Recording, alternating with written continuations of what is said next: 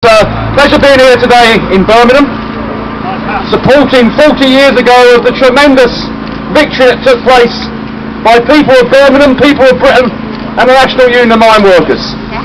Arthur said he's a bit older than what he was in 1972. I was a lot younger, 10 years of age. I can remember coming home at night time when the electricity was turned off between 6 and 9 at night, and then went on again at 9 to 12 at night when the power cuts took place as a result of the Mine Workers Union. And how different then when we had a leadership of the trade union movement, the Labour Party, that wanted to be seen on the picket lines with the miners and other groups of workers taking action to defend themselves against the attacks on their poverty pay, but also social life in general.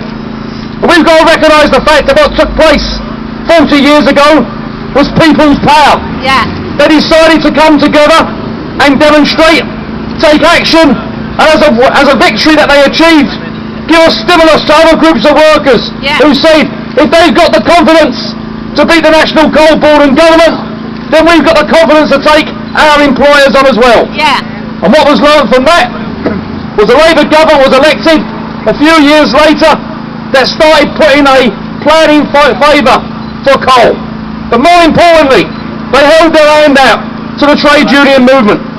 You imagine Miliband now being seen even in the shopping centre in Birmingham, never mind here at Saltley Gate. And after having 13 years of a Labour government that failed to repeal one single of the 9 acts brought in by Thatcher and by Major, we are now told by Labour now that what their real big deal is, they've stopped the bonus for Simon Hester and the Network Rail Director. But I'll tell you what they should really do. Why weren't they doing the same thing when they was in power for 13 years? They set the bonus scheme up for the chairman of Network Rail in the first place. And what they should really argue now, in a time of austerity, if you're spending £22 billion giving money to train operating companies as a subsidy, you should turn around and say, there's a way of saving money and give it to the unemployed and those people dispossessed in society, is bring the railways back into full public ownership, and the money you make out of it, give it back to those people in society. Well, brothers and sisters, we're real face a test now, because we've got this Conservative Liberal government who are saying a pay freeze, cuts to pensions, and we've got this new Labour government saying that you're going to have cuts to your pay as well. Where are we going to go? Well, it's pretty simple at the end of the day. Number one, we defend ourselves as workers in a trade union, but number two, we want some new kind of political direction. We have to recognise the fact that political parties represent classes of people, and working people, unemployed and pensioners have been completely underrepresented at the moment. And there's got to come a time when working people recognise that these three main political parties, Liberals, Tories and Labour, all support privatisation, all support keeping the anti-trade union laws, and all support illegal wars throughout the world.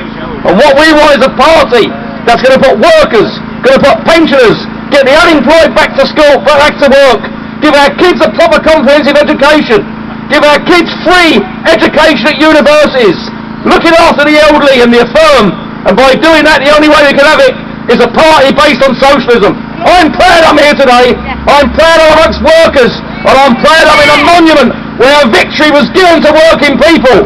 And in 100 years' time, when history is written again, they will turn around and say that Saltley was one of the injections into working class people to take the bosses on and win real power for workers.